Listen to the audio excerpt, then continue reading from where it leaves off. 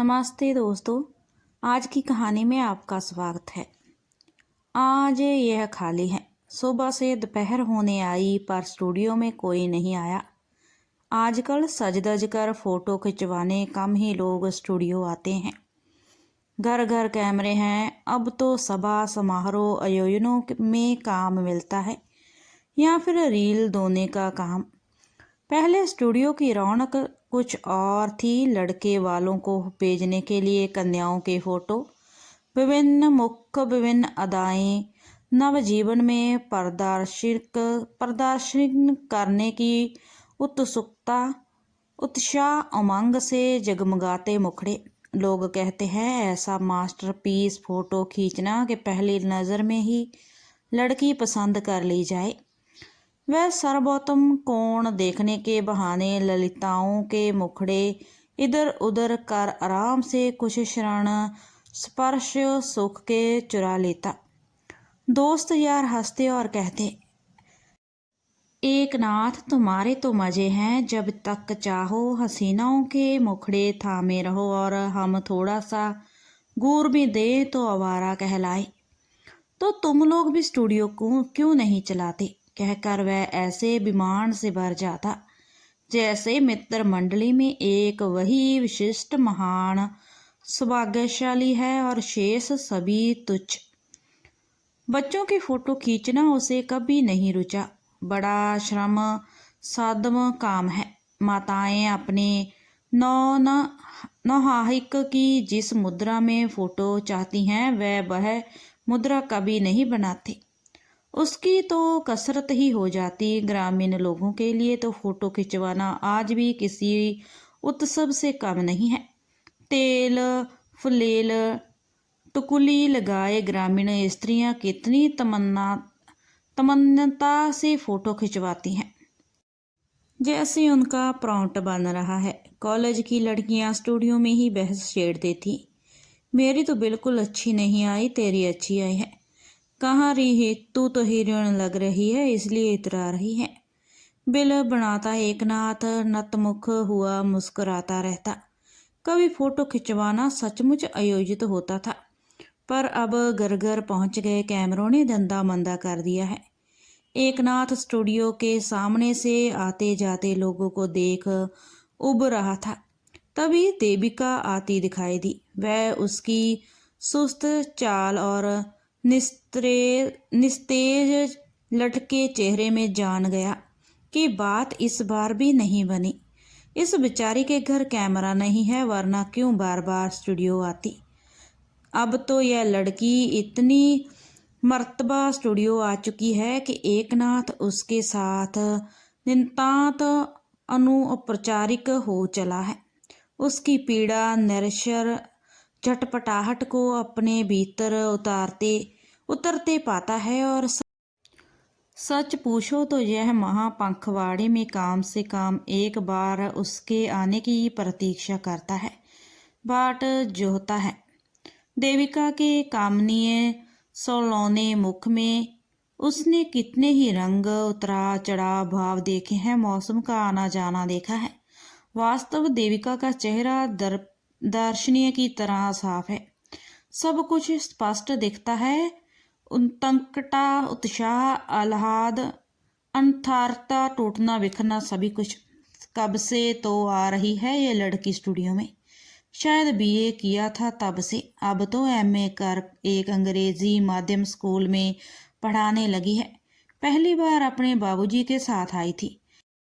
भाव प्रणान नेत्रों में आगामी वैवाहिक जीवन के सुनहरे सपनीले बिंब दिख रहे थे। बाबूजी उत्साहित थे। एक नाथ ऐसा मास्टरपीस खींचो कि लड़के वाले मना ना कर पाए। मेरे पास तो पूंजी के नाम पर बस एक बच्ची की शिक्षा और संस्कार है। फोटो बहुत सुंदर आया था। एक नाथ खुश था। उसमें अच्छे फोटोग्राफर के गुण हैं। 2 माह बाद देविका पुनः अपने बाबूजी के साथ आई। बाबूजी कहने लगे, एक नाथ वो फोटो हाफ था। लड़के वालों ने हेल्थ डाइट के सही अनुमान के लिए फुल पोज मंगवाया है। एक साड़ी में, एक सलवार कुर्ते में। देविका के मुख पर आशा का बाल सूर्य दमक रहा था। शायद सोच रही थी कि और फोटो मंगाए हैं तो हो सकता है उसे पसंद करने की दिशा में सोचा जा रहा हो। क्लिक करते हुए एकनाथ बोला, बेकार ही ये लोग फोटो मंगवाते हैं, आपको स्वयं आकर देखते क्यों नहीं? आपका रूप लक्ष्य पूरा एक फोटो में कहाँ आता है? जैसे किसी ने चेहरे पर अबीर मल दी हो, इस तरह अरुत्क हो उठी थी वह। फिर उस दिन वह पिता पुत्री आए तो स्टूडियो में एकनाथ के पिताजी भी उपस्थित थे।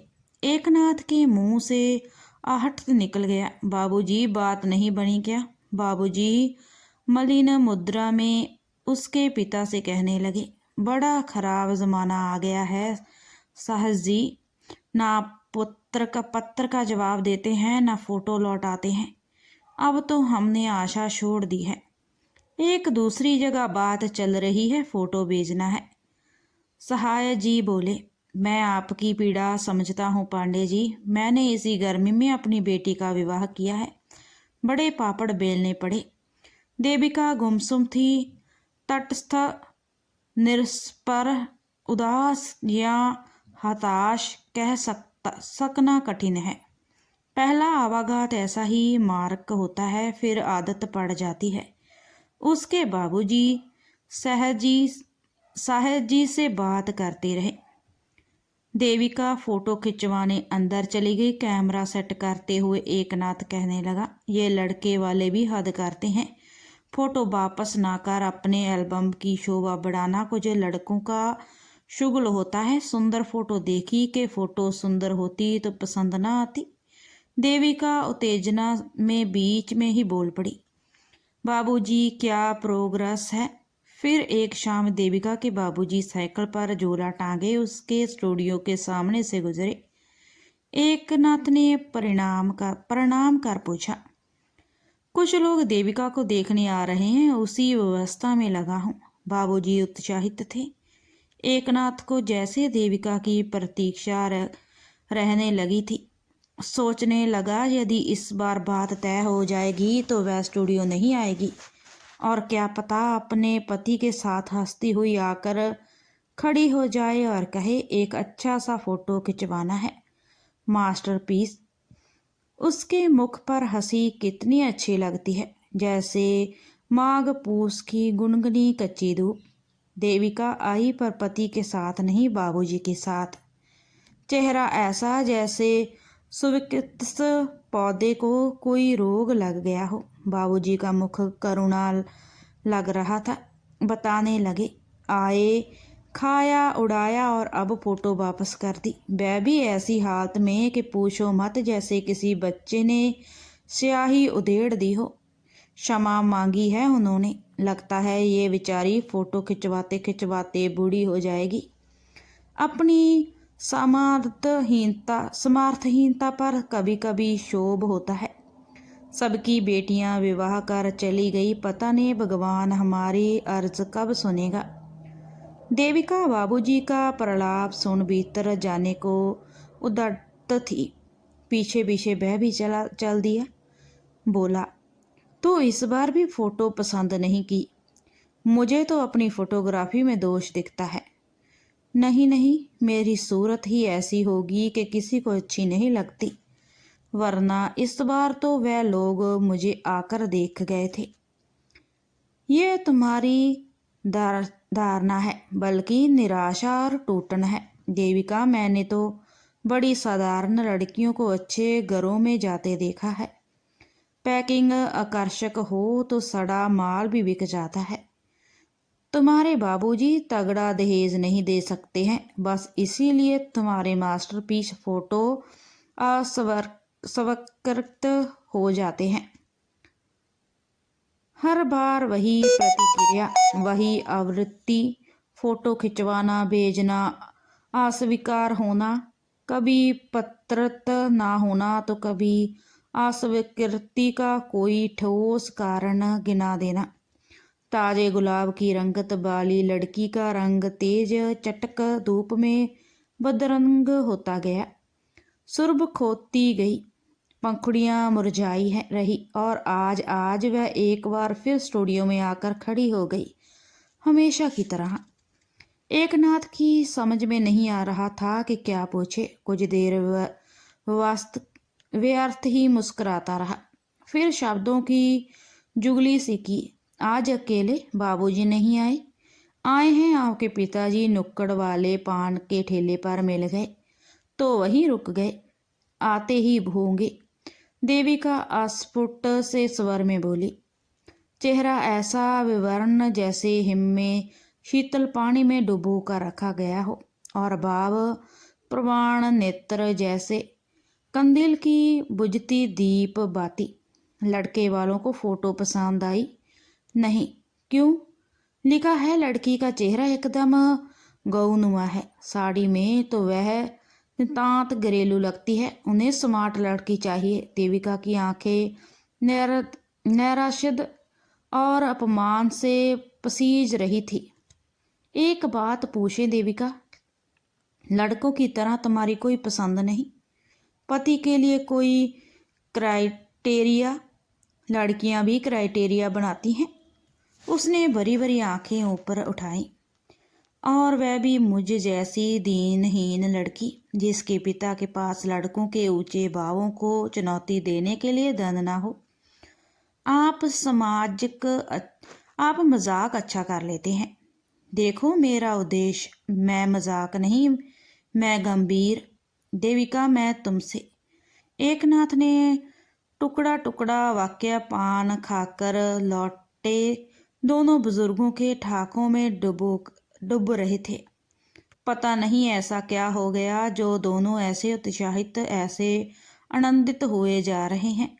बाबूजी सहाय जी के कंधे थपथपाकर कह रहे थे। यह तो सहाय जी वही बात हो गई, गली में लड़का गाँव गहार।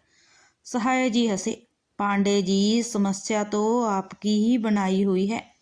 जाति और धर्म की छोटी सी डोरी में बंधे आप आकाश के एक छोटे से हिस्से तक ही उड़ान भरना चाह रहे थे। आज आकाश को विस्तार दिया है तो देखिए, अपनी उड़ान पर आप स्वयं ही चमत्कृत हैं। यह मेरा गधा लड़का देविका को सेल्यूलाइड पर उतारते उतारते ना जाने कब अपने दिल में उतार बैठा है। इसकी फोटोग्राफी में दोष आ गया है। देविका का मास्टरपीस दिल में उतारने के बाद यह मास्टरपीस बनाना ही भूल गया है। लड़के वालों को देविका का फोटो पसंद आए तो कैसे? आप तो ब्राह्मणों में भी ऊंच नीच देखते हैं, इसीलिए मेरा सहाय ना हो था। आप आज आपकी निराशा मुझसे देखी नहीं गई और मैंने कह डाला। मुझे विश्वास तो ना था आप अपनी धारणा, समीकरण और परीक्षाओं में संशोधन करेंगे, पर समझातियों की हृदयहीनता देखकर जी आधा गया। सहाय जी, जाति धर्म में क्या रखा है? जो अपनी पीड़ा समझे वही अपना, कहकर बाबूजी देविका से संबोधित हुए। देविका, फोटो खिंचवा ली कि नहीं? अभी नहीं बाबूजी। तो अब रहने दे, घर की खेती है, जिंदगी भर फोटो खिंचवाती रहना। दोनों बुजुर्ग मुक्त कंठ से एक बार फिर हंस पड़े। देविका और एकनाथ कुछ क्षण एक दूसरे का मुंह देखते रहे। देविका सहाय लज्जा गई। सुबह बहन को पढ़ाया पाठ उसने कहा था, हृदय में रस घोल गया, जैसे कोई कह रहा हो, देविका तेरी कुड़माई हो गई। हाँ, हो गई, इस मास्टरपीस बनाने वाले से। अगर ये कहानी आपको अच्छी लगी हो तो इस कहानी को लाइक, शेयर और कमेंट कर हमें ज़रूर बताएं। धन्यवाद।